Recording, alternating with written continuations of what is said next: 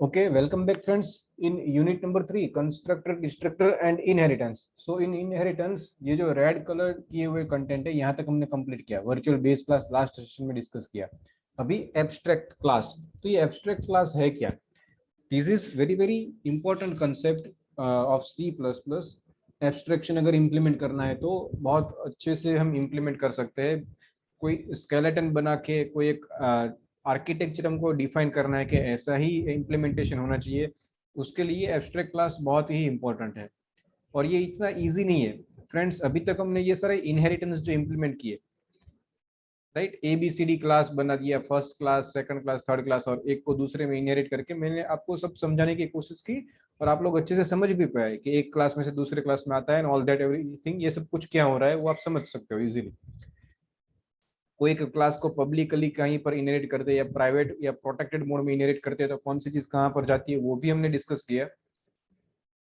फिर virtual base class, तो उसके लिए भी ABCD क्लास से समझ में आ गया. But for abstraction friends, abstract कैसी चीज है? Late me simply copy this abstract keyword और इसको गूगल करता हूं मैं.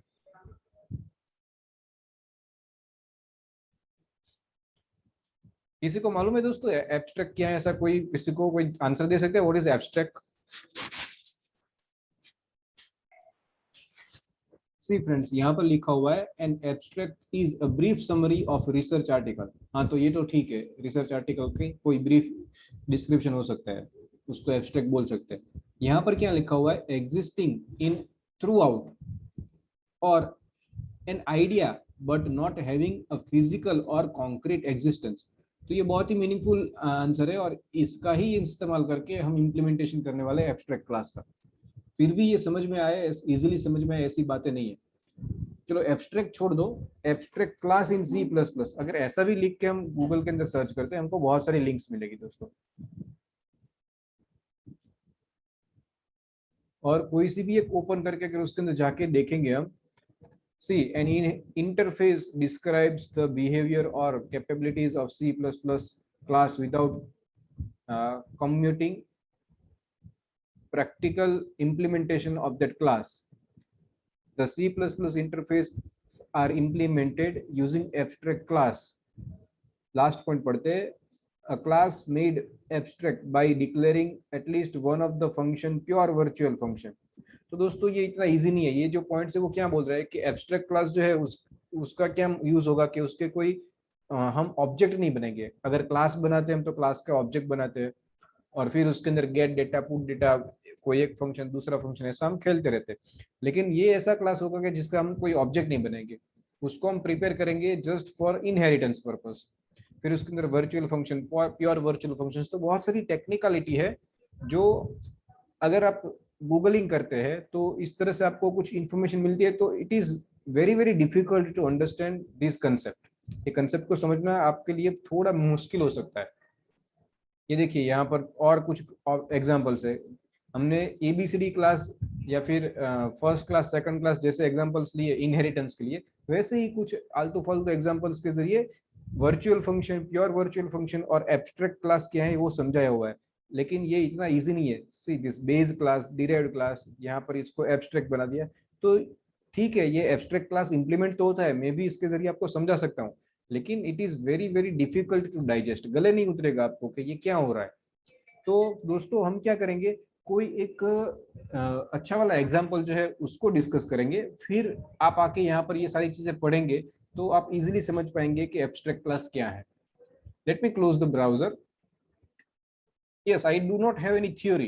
एब्स्ट्रैक्ट क्लास के बारे में अभी मेरे पास कोई थ्योरी नहीं है क्योंकि उसका कोई मतलब भी नहीं है. क्योंकि थ्योरी पढ़ेंगे तो आप लोग चले जाएंगे सेशन में से.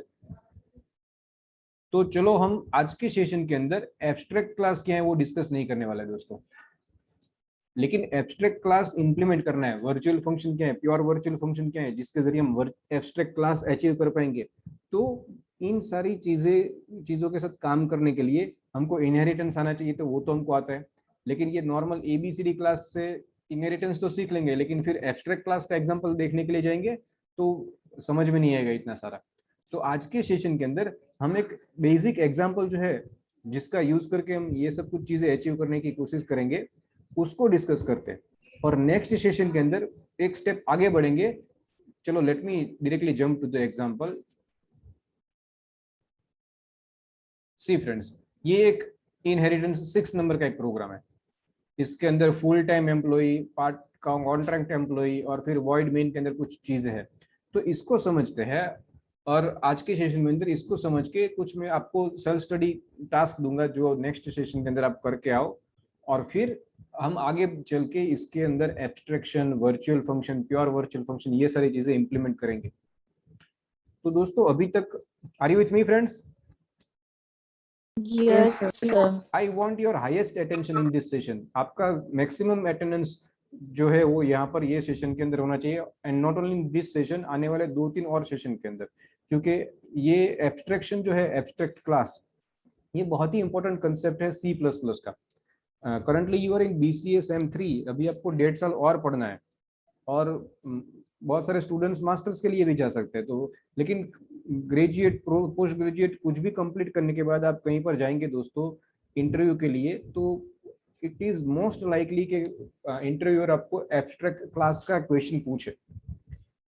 ये इतना इजी नहीं है समझ में आए, बहुत इजीली समझ में आ जाए ऐसा नहीं है। अगर अभी समझ में आ भी गया तो भी इन फ्यूचर आपको इसको बार बार से रिपीट करना पड़ेगा समझने के लिए। और अगर एक बार समझ में आ गया, it would be fun for you people. When I was a student, मुझे भी समझने में बहुत दिक्कत हुई थी। बुक्स के अंदर एग्जांपल देखे तो सिंपल ABCD क्लास के एग्जांपल्स, जिससे ठीक है वो जो बोल रहे हैं लिखा हुआ है वो इम्प्लीमेंट तो होता है, लेकिन इसका मतलब क्या है, ऐसा क्यों करें हम, वो कभी समझ में नहीं आता है। इनहेरिटेंस में समझ में आ जाता है, लेकिन एब्स्ट्रैक्ट क्लास के लिए वो बहुत डिफिकल्ट है। तो मैंने बहुत सारे स्टडी मटेरियल को खंगाला, बहुत सारे वीडियो ट्यूटोरियल्स देखे, और फिर जाके ये एग्जाम्पल तैयार करके मैं आया हूँ। तो आज के सेशन में again I am repeating, we are going to discuss this example, and then in next session ये जो क्लासेस है वो मैं आपको समझाऊंगा नहीं, फिर इसके अंदर आगे और काम करेंगे। तो चलो ये प्रोग्राम क्या है वो समझते हैं friends. For example I do have a company जिसके अंदर 2 तरह के एम्प्लॉयज काम करते रहते हैं, एक है फुल टाइम एम्प्लॉय और एक है कॉन्ट्रैक्ट एम्प्लॉय। तो फुल टाइम एम्प्लॉय जो है उसके पब्लिक सेक्शन के अंदर integer ID, name, annual salary. अभी आप लोग बोलोगे कि सर ये आईडी, एनुअल सैलरी ये सारी कॉन्फिडेंशियल चीज है, इसको प्राइवेट में रखना चाहिए, पब्लिक में क्यों रखा? You are absolutely right friends, ऐसा ही होना चाहिए। आईडी, नेम, जो भी कॉन्फिडेंशियल पोर्शन है, ठीक है, कंपोनेंट्स, उसको कभी भी हमें पब्लिक नहीं रखना चाहिए, क्योंकि इसका ऑब्जेक्ट बना के कोई भी इसको आउटसाइड द क्लास एक्सेस कर पाएगा। लेकिन अभी हमारा इंटेंशन क्या है कि इनहेरिटेंस, अप्रोप्रिएट इनहेरिटेंस इंप्लीमेंट करना, और उसके जरिए एब्स्ट्रैक्ट क्लास, वर्चुअल फंक्शन, ये सारी चीजें समझना, तो इजी इंप्लीमेंटेशन हो जाए, इसलिए इस सभी को हमने पब्लिक में रखा हुआ है। अगर प्राइवेट में रखेंगे तो थोड़ा कोडिंग और बढ़ जाएगा, थोड़ा ये एग्जाम्पल जो और कॉम्प्लेक्स हो जाएगा, तो कॉम्प्लेक्सिटी घटाने के लिए सारी चीजें पब्लिकली रखी हुई है। Okay, so full time employee है तो उसका आईडी है मेरे पास, उसका नेम है और उसका एनुअल सैलरी है। फिर एक फंक्शन है मेरे पास जिसका नाम है मंथली सैलरी। ये इंटीजर वैल्यू रिटर्न करता है। क्या रिटर्न करेगा? एनुअल सैलरी अगर मेरे पास है और उसके ऊपर से मुझे मंथली सैलरी चाहिए, तो मैं क्या करूंगा, उसको डिवाइड बाई 12। तो ये फंक्शन जो कोई भी कॉल करेगा वो एम्प्लॉय की मंथली सैलरी उसको मिल जाएगी बहुत इजीली। फिर एक कंस्ट्रक्टर बनाया हुआ है, देखिए क्लास के जैसा ही नाम है, सेम पैरामीटराइज्ड कंस्ट्रक्टर है। ये इंटीजर FID कैरेक्टर, ये F stands for full time.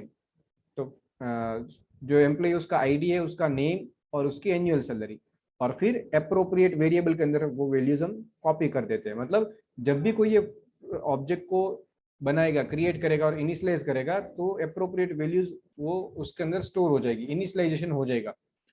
फिर एक फंक्शन है जिसका नाम है प्रिंट नेम। सिंपल, इसके अंदर कुछ नहीं है, सी आउट करके दोनों तरफ एंडल मतलब न्यू लाइन कैरेक्टर आ जाएगा, और फिर हम नाम एम्प्लॉय का प्रिंट कर रहे हैं। तो जो कोई भी ये फंक्शन को कॉल करता है उसको एम्प्लॉय का नाम देखने को मिलेगा। तो ये बात हो गई फुल टाइम एम्प्लॉय की।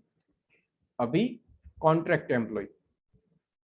ओके, नाउ कॉन्ट्रैक्ट एम्प्लॉय है तो उसकी भी see almost everything is same, ID name, लेकिन इनका एनुअल सैलरी नहीं होगा। क्यों? क्योंकि ये कॉन्ट्रैक्ट पे आते हैं, आवरली बेसिस पे इनको पे मिलता है। तो एक वेरिएबल लिया जिसके अंदर हम सेट करेंगे पर आवर कितना पेमेंट इनको मिलता है, तो आवरली पे कितना होता है वो, और फिर मंथली सैलरी के लिए उसका total number of works, okay, total hours work. तो उन्होंने से फॉर एग्जांपल 30 घंटे काम किया है तो उस हिसाब से उसको मल्टीप्लाइड बाय आवरली पे, तो उतना पेमेंट उनको मिलना चाहिए। और मंथली सैलरी अगर उनकी कैलकुलेट करनी है तो हम कैसे करेंगे, आवरली पे उनका कितना है, से फॉर एग्जांपल पर आवर उनको 10 रुपये मिलता है और उन्होंने 30 घंटा काम किया तो उनको 300 रुपये मिलनी चाहिए। तो इस हिसाब से हम उनकी मंथली सैलरी कैलकुलेट करते हैं। तो मंथली सैलरी कैलकुलेशन में थोड़ा डिफरेंस है यहाँ पर और यहाँ पर। ओके, फिर इसका भी एक कंस्ट्रक्टर है जिसके अंदर उसका आईडी हम पास कर रहे हैं एम्प्लॉय का। C stands for contract employee, employee का ID, then name, hourly pay कितना है उसका, और टोटल नंबर ऑफ आवर्स उसने कितने काम किए वो, ये सारी चीजें हम पास करते हैं और अप्रोप्रिएट वेरिएबल के अंदर स्टोर कर लेते हैं। इसके अंदर भी उसके जैसा सेम फंक्शन है जिसका नाम है प्रिंट नेम, और नाम जो है वो हम उसको प्रिंट कर देते हैं।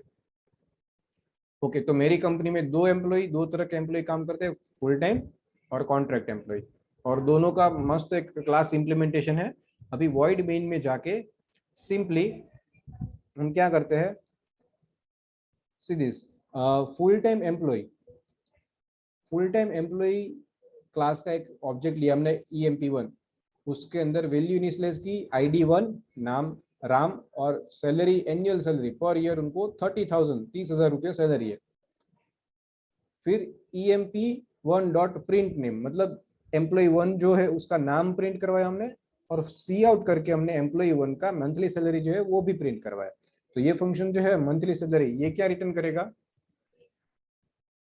सी हियर, जो भी एनुअल सैलरी में वैल्यू है डिवाइड बाय 12 करेगा और जो आंसर आएगा वो रिटर्न करेगा। तो यहाँ पर हमको वो मिलेगा। फिर कॉन्ट्रैक्ट एम्प्लॉय का एक दूसरा ऑब्जेक्ट हमने बनाया EMP2, उसका आईडी हमने रखा 2, नेम सीता। इसको ओवरली पे जो है मिलता है 60 रुपीज, मतलब 60 रुपये 1 घंटे काम करने का, और total hours work that is 35 घंटे काम किया। अभी एम्प्लॉय 2 का नाम हम प्रिंट करवा रहे हैं और एम्प्लॉय 2 का मंथली सैलरी वो भी प्रिंट करवा रहे हैं। ये समझ में आया दोस्तों, ये इतना इम्प्लीमेंटेशन जो किया है वो? Yes sir. चलो दोस्तों, इसको विजुअल ये टर्बो सी एनवायरनमेंट में जाके रन करके चेक कर लेते हैं।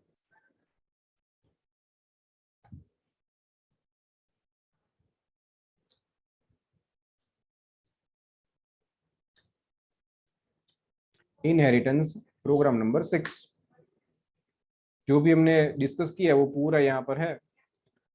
Now let me simply press F9, कोई एरर तो नहीं है, check, yes there is no error, let me press control F9। तो दोस्तों वो राम का रिकॉर्ड है और सीता का रिकॉर्ड। राम के मंथली सैलरी कितना होती है 2500 रुपीज, और सीता की मंथली सैलरी हुई 2100 रुपीज। तो मेरा फंक्शन जो है, प्रोग्राम जो है वो बहुत अच्छे से काम कर रहा है, इसके अंदर कोई दिक्कत नहीं है। बट नाउ फ्रेंड्स, अभी नेक्स्ट स्टेप और आगे बढ़ेंगे तो उसके अंदर I want information input from your and.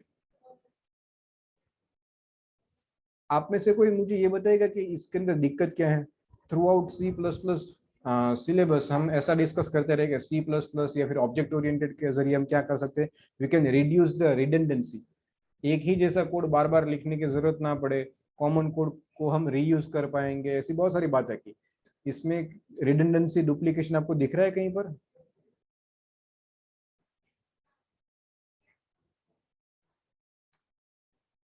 कोई मुझे सजेस्ट कर सकता है कि इसके अंदर क्या करना चाहिए? ये देखो, फुल टाइम एम्प्लॉय के अंदर उसका नेम आईडी है, कॉन्ट्रैक्ट एम्प्लॉय में भी नेम आईडी है, तो ये दोनों डुप्लीकेट नहीं हो गए?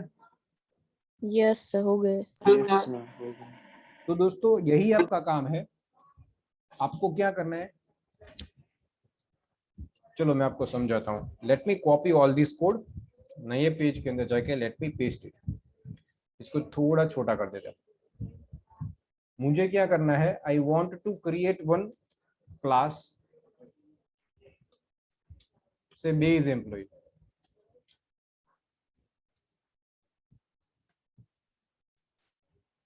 और बेस एम्प्लॉय के अंदर इन दोनों क्लास के अंदर जो कॉमन चीज है वो निकाल के मैं वहां पर डाल देता हूँ, नेम और आईडी। कट करो यहाँ से और यहाँ पर पेस्ट करो, और ये भी कहाँ पर, पब्लिक डोमेन में।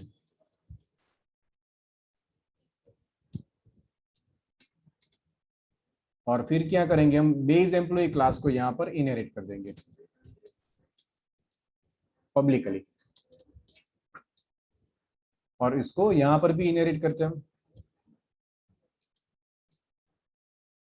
तो आईडी और नेम ये तो हमें बेस क्लास में से मिल जाएगा, इनहेरिट किया तो इस यहाँ से निकाल देते हैं। नाउ ये जो है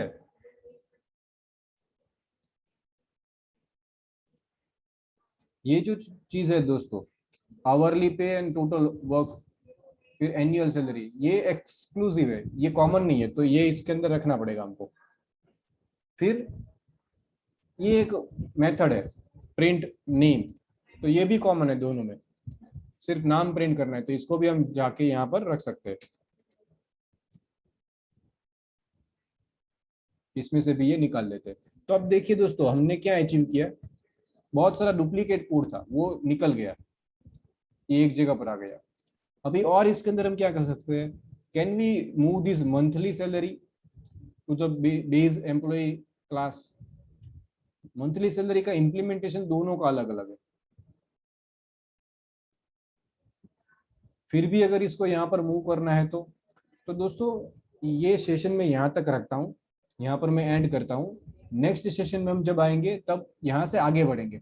ये जो रफ वर्क यहाँ पर मैंने करके आपको दिखाया, एक्चुअली में ये आपको सोचना है और कैसा मैं इनहेरिटेंस इंप्लीमेंट कर सकता हूँ और क्या क्या चीजें यहाँ पर कर सकता हूँ, ताकि कॉमन कोड जो है वो यहाँ पर आ जाए और डुप्लीकेशन जो है वो बहुत कम से कम हो।